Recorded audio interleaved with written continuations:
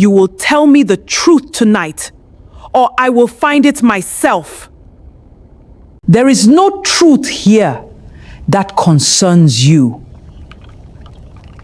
My husband's name, my children's blood, my 20 years in this compound, everything here concerns me. Ada, please, not tonight. Namdi, I can't just ignore this. Please, for our family. Then when? When they have finished burying what they know and we are left carrying a curse that was never ours. You do not know what you are digging. You do not know what you are digging. Then show me. Because I am not afraid of what is in the ground. I am only afraid of what you have been hiding above it. The letter arrived on a Tuesday. Ada Obi was in her kitchen in their home in Enugu when her daughter slid the envelope across the counter without a word. It had no stamp, no return address, just her name written in handwriting she did not recognize, careful, deliberate, like someone who had thought a long time before committing pen to paper. She almost threw it away. She had learned over 20 years of marriage to be careful about things that arrived uninvited, but something in the weight of it made her pause. She wiped her hands on her wrapper, sat down at the kitchen table and opened it. Inside was a single page, and on that page were 11 words that would crack the foundation of everything she thought she knew. Your husband's grandfather was Osu. The elders know. Ask your mother. She read it 3 times. Then she folded it carefully, placed it back in the envelope and tucked it into the pocket of her wrapper. She finished frying the plantains. She served breakfast. She kissed her husband Namdi on the cheek when he came downstairs. She smiled at her children. She washed the dishes. And then she sat down and began to think. Adachuku had married Namdi Obi 20 years ago in a ceremony that the entire town of Enugu still talked about. Not because it was lavish, though it was, but because of how hard certain people had fought to stop it. She was 24. Bright, stubborn, the kind of woman who walked into a room and made people look twice, not because she demanded attention, but because she carried herself like someone who had already decided who she was. She had just finished her degree in accounting from the University of Nigeria, Nsukka. She had plans. She had direction. Namdi had been 27, an engineer, quiet in the way that deep rivers are quiet. When he laughed, it was rare enough to feel like a gift. He had seen her at a mutual friend's wedding in Abuja and had found a reason to speak to her every single day for 4 months before she finally agreed to dinner. She had fallen in love with him slowly and then completely. The opposition had come from her mother's side. Her mother, Chief Mrs. Ngozi Chukwu, was a woman of position in their community. She sat on 3 women's committees. She was addressed with 2 titles. And when Ada brought Namdi home the first time, something had moved across her face. Not dislike, not in disapproval. Something older and more complicated than both. Something that looked almost like fear. Her mother said no. Not a gentle no, a firm, non-negotiable, get this man out of my house no. She gave no reason beyond tradition. She said the Obi family was not a family they could enter. She said there were things Ada did not understand. She said some doors are closed for reasons that do not need to be explained to children. Ada was 24 and completely in love and entirely uninterested in closed doors. She had married Namdi anyway. Her mother had attended the wedding with a face carved from stone. She had eaten nothing. She had left before the dancing began. And in 20 years, she had been to their home in Enugu exactly 4 times. Always stiff, always watching, always carrying something behind her eyes that she never put into words. Ada had spent 2 decades telling herself it was simply the stubbornness of a proud woman who did not like being overruled by her daughter. The letter changed that story entirely. She called her mother that evening. Not to ask. She had decided she would not ask. Not yet. She needed to watch her mother's face when the subject arose. Voices could be controlled. Faces were harder. She drove to her mother's house in the GRA area of Enugu the following Saturday. She brought chin-chin and malt drinks. She sat across from her mother in the familiar sitting room with its heavy curtains and framed photographs and the particular smell of camphor and furniture polish that had defined her entire childhood. They talked about ordinary things for an hour. Her children's school results, the rising cost of petrol, a neighbor who had recently lost her husband. Hamone was relaxed, present, warm in the way she could occasionally be when her guard was fully down. Then Ada set her cup down and said quietly, "Mama, tell me about the Obi family." The shift was immediate, not dramatic. Her mother did not flinch or look away, but something tightened in her jaw, something retreated behind her eyes. It was the same expression Ada had seen at her wedding 20 years ago and had never been able to name until this moment. It was guilt. "What is there to tell?" her mother said. "They are your husband's people." "I know that. Tell me what I don't know." Her mother reached for her cup, a small delay, a small gathering of composure. "You are asking strange questions today. I am asking questions I should have asked 20 years ago, and I am asking them now." Her mother said nothing for a long moment. Then she said, "Some things are better left." "Left where?" Ada asked. "In the ground where they have been rotting for how long, while my children carry a name that this community whispers about behind our backs?" Her mother's cup came down hard on the saucer. "Who told you?" she said. It was not a question. "Does it matter?" Ada said. "Is it true?" The silence that followed was the longest of Ada's adult life. Outside, a generator hummed. A car passed on the street. Her mother's hands, always so composed, laced and unlaced in her lap once before going still. "Nnamdi's grandfather, Chukwemeka Obi, he was brought into this community when your husband's grandmother was young. Nobody knew his origins. When they found out," she stopped, drew a breath. "The elders made a ruling. He was declared Osu. His descendants were marked." "And Nnamdi, does he know?" "That family buried it," her mother said.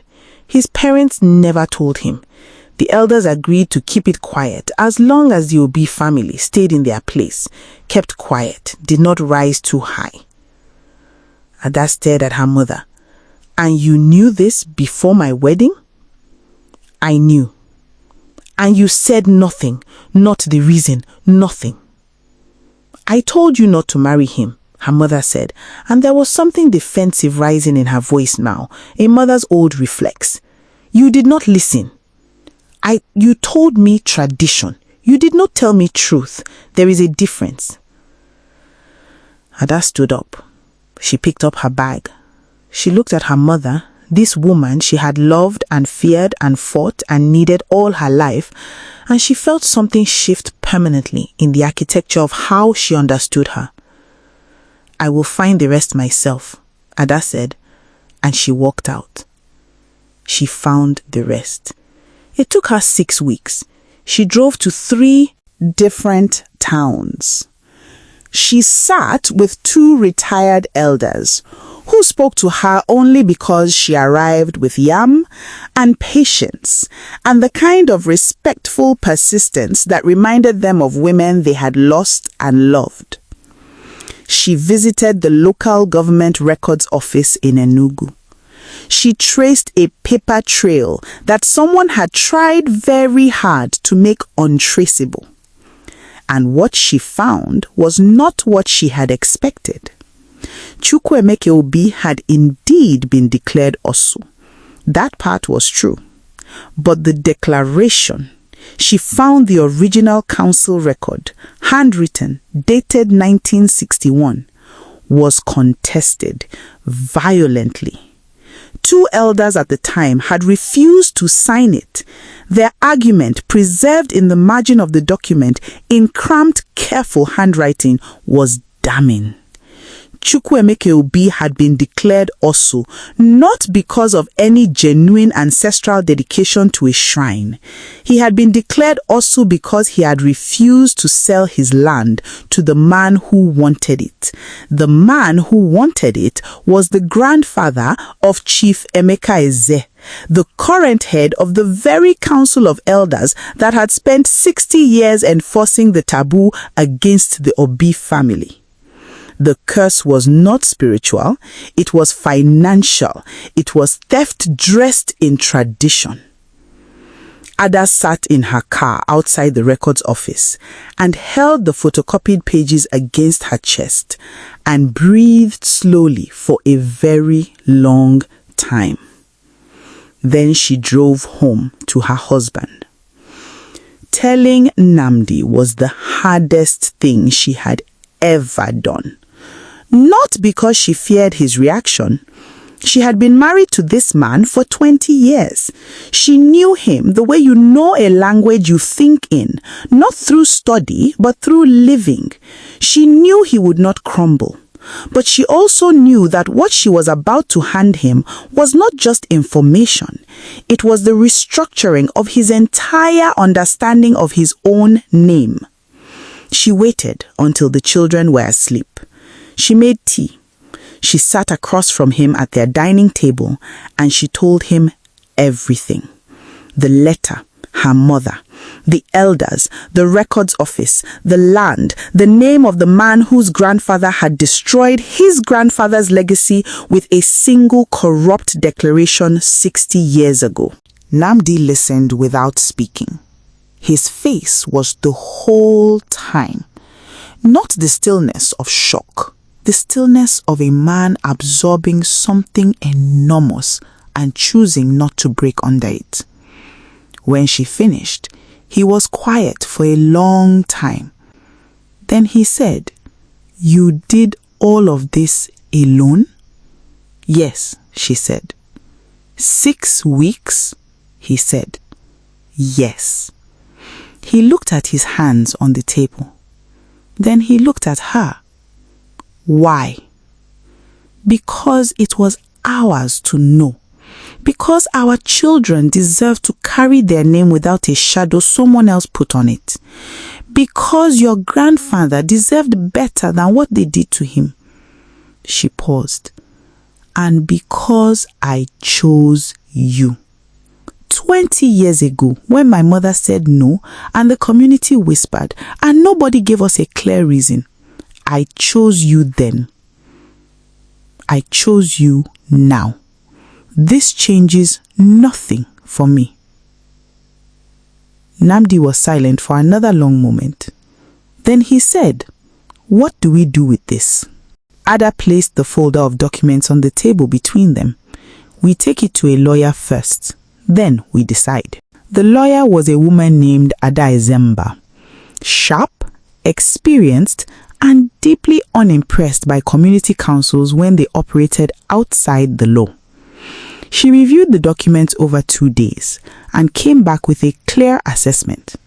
The original Osu declaration had no legal standing under Nigerian law. It never had. What it did have was 60 years of community enforcement, social pressure, and the silent cooperation of people who either feared the Eze family or owed them something.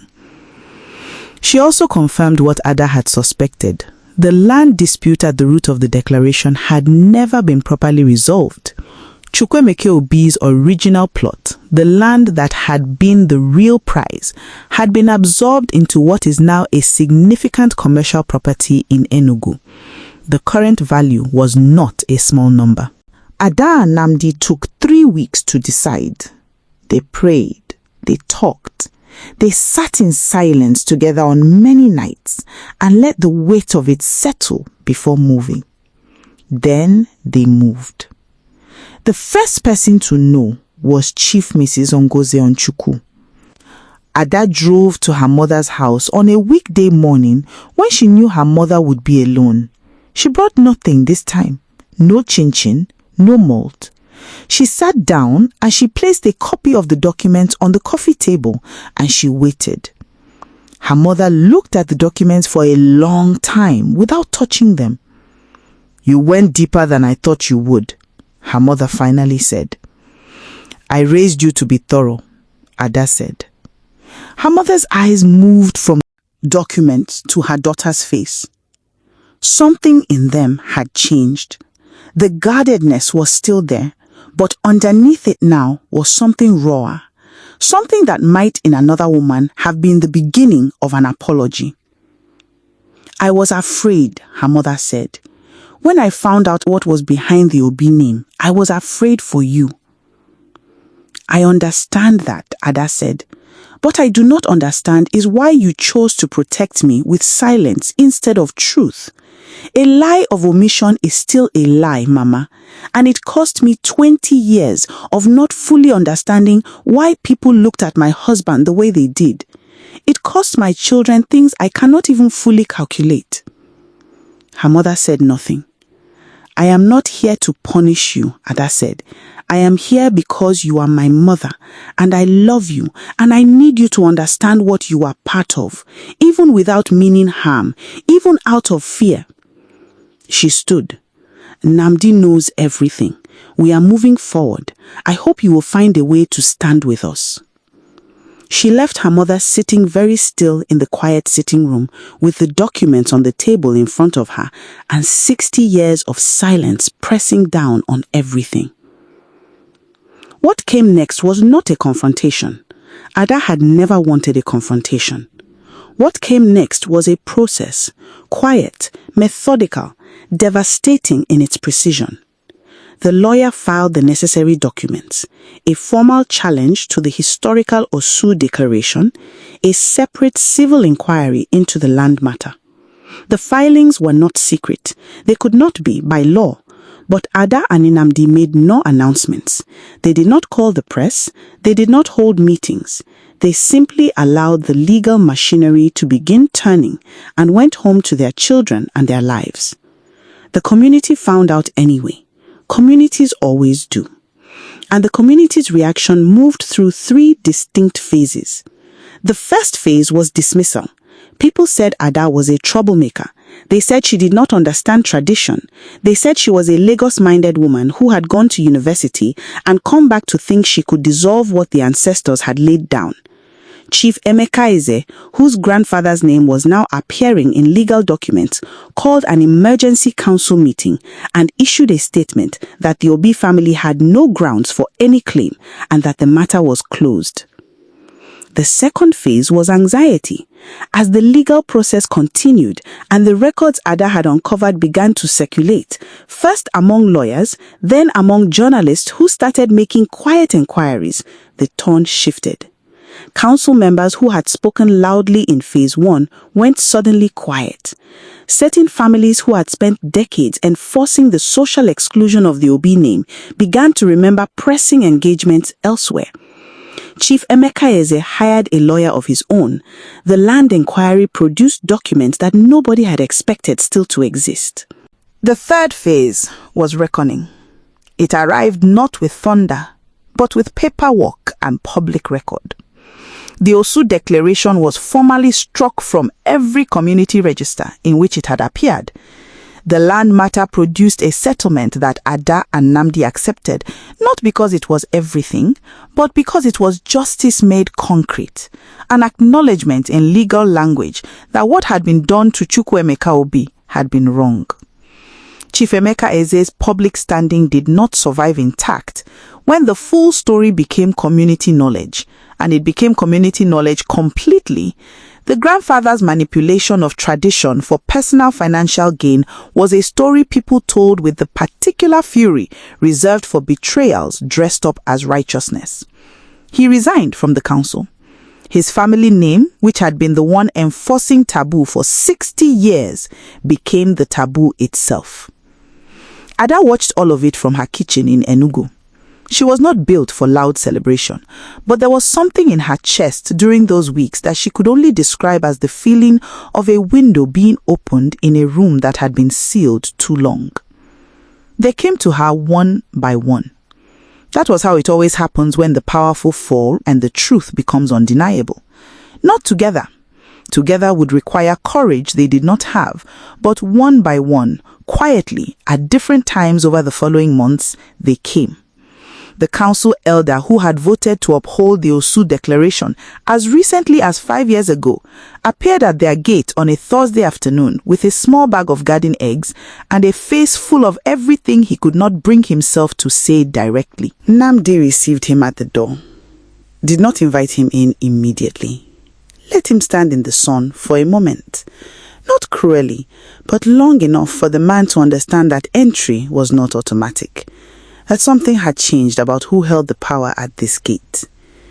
Then he opened the door and brought him inside, and Ada served him water and listened to his careful, circling attempt at acknowledgement without ever once letting him off the hook of his own words.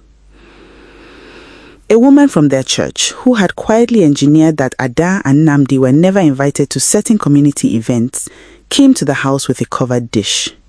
She was effusive, warm, full of a revisionist memory that recast her as someone who had always privately supported them. Ada thanked her for the dish, said nothing to confirm the revision, let the silence do its work. Her mother came last. She arrived on a Sunday evening, unannounced, dressed in her best lace. She brought nothing. She sat down in Ada's sitting room and looked at her daughter for a long moment, and then she said, in the direct way of a woman who had spent a lifetime leading with her chin, "I am sorry for the silence, for the fear I chose over your truth. I am sorry." Ada looked at her mother, at this complicated, proud, flawed, beloved woman who had given her stubbornness and her strength in equal measure. Ada said, "I know." "Can you forgive me?" her mother said. Ada was quiet for a moment, not performing the pause, genuinely sitting inside the question and giving it the weight it deserved. "I already have," she said. "But I need you to understand what forgiveness means in this case. It does not mean we go back to how things were. It means we go forward differently, with honesty between us, with no more closed doors." Her mother nodded slowly. There were tears at the edge of her eyes that she would not let fall. She was still herself, still the woman who believes a chief does not weep in public. But they were there, and Ada saw them. Let them be seen. "Forward, then," her mother said. "Forward," Ada agreed. Nnamdi's parents, who had known or suspected and said nothing across the full 20 years of their son's marriage, were the most complicated reckoning of all. They were old now. His father was not well. Ada had made peace with the fact that some accountings would never be complete, that some people would leave the world still carrying what they should have set down. But Nnamdi had a conversation with his father that he never fully described to Ada, only telling her afterward that his father had wept and that he had held the old man and that something between them had been resolved that she did not need to understand fully to trust. She trusted it. That was what 20 years of choosing someone looked like. The Obi children, their daughter Chisom, 18, and their son Emeka, 15, processed everything in the way their generation processes enormous things, with directness, with questions, with a speed of acceptance that humbled their parents. Chisom, who had inherited Ada's precision and Nnamdi's quiet depth, spent 2 weeks reading all documents her mother had gathered. Then she came to Ada and said, "Great-grandfather Chukwumeka, do we know where he is buried?" Ada had not thought to ask, but she found out. He was buried in a small plot in the old part of Unugu, in a grave that was unmarked for decades. His family was not permitted to erect a stone during the years of the declaration. They went together on a Saturday morning, all 4 of them. They brought flowers. Nnamdi stood at the grave of his grandfather for a long time without speaking. Then he spoke quietly, not to his family, but to the old man in the ground, and whatever he said was private and sufficient. Chisom arranged for a headstone. She designed it herself. She chose the inscription, Chukwumeka Obi, Beloved, wronged, remembered. It was placed 3 months later. Several people came. Some of them were the descendants of the very elders who signed the declaration. They came because when truth rewrites history, even the people who benefited from the lie feel the shift and do not always know what to do with themselves except show up. Ada stood at the graveside in the morning light and felt the full weight and the full carried. Beside her, Nnamdi took her hand. Not dramatically, not for anyone watching. Just the simple, private claiming of a man who understood that the woman standing next to him had gone into the ground on his behalf and come back up with the truth. Life in Enugu continued. That is the thing nobody tells you about reckonings. They do not suspend ordinary life. The children still had school, the generator still needed fuel, Ada still had clients whose accounts needed balancing, Nnamdi still had projects with deadlines, the kitchen still smelled of palm oil in the mornings. But there was a quality to their ordinary life now that had not been there before. A cleanness, like a room that has been fully opened to air after being shut for too long. People greeted Nnamdi differently, not with the old mixture of warmth and something held back, something qualified, fully, directly. His name carried differently in certain mouths now. You could hear it, the absence of the hesitation that had always been there, so familiar that Ada had stopped noticing it until the day it was gone.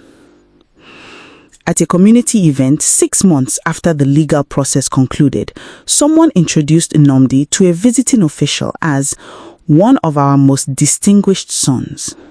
Simple words, unremarkable to anyone who hadn't lived 20 years knowing the same people would never quite use those words for this particular man. Ada watched her husband receive it, quietly, without fuss, with the same stillness that had always been his nature. And she thought about love, about what it means to choose someone not just in the easy seasons, but in the seasons that require you to dig, to get your hands into the ground of things and pull up what others have buried and say, this is what we are really dealing with. And to do it not with rage, but with patience and precision and the absolute refusal to let the lie stand. Ada had chosen Nnamdi at 24 because she loved him. She understood now, at 44, that love is not just a feeling you carry. It is a decision you make in the moments when it would be easier to put the letter down and finish frying the plantains and let the buried things stay buried. She had not put the letter down, and the life they had, complicated, textured, fully honest now in a way it had never quite been before, was the life that decision had built. The last person to come was not someone Ada expected. A young woman appeared at her gate one afternoon in the dry season. She was perhaps 22. She had the look of someone who had practiced what she was going to say many times and was still not sure she had it right. She said her name was the granddaughter of one of the 2 elders who had refused to sign the original declaration in 1961. The elder who had written the dissent in the margin, the one who had said in cramped, careful handwriting that what they were doing to Chukwuemeka Obi was wrong. She had heard the story of what Ada had done. She had found the documents. She had seen her own grandfather's name in the margin. And she had come, she said, because she needed Ada to know that there had always been people who knew. People who had fought it quietly and lost, and carried that loss. She held out a small envelope. Inside was a photograph, old, faded, carefully preserved. 2 men standing outside a building. One of them, the young woman said, was her grandfather. The other was Chukwuemeka Obi. They were smiling. Ada held the photograph for a long time. Then she looked up at the young woman standing at her gate in the dry season afternoon and she said, "Come inside, let me make you tea." Some doors are closed for reasons that do not need to be explained to children, her mother had once said. Ada Obi had learned over the course of 1 year that changed everything, that this was precisely wrong. every closed door deserves a reason. Every buried truth costs someone something. And the children, the ones told to accept and be quiet and not ask, are the ones who pay the highest price for what the adults were too afraid to face. She had faced it with documents and patience and a love that had decided 20 years earlier and again across every year since to stay. The taboo had not broken her marriage.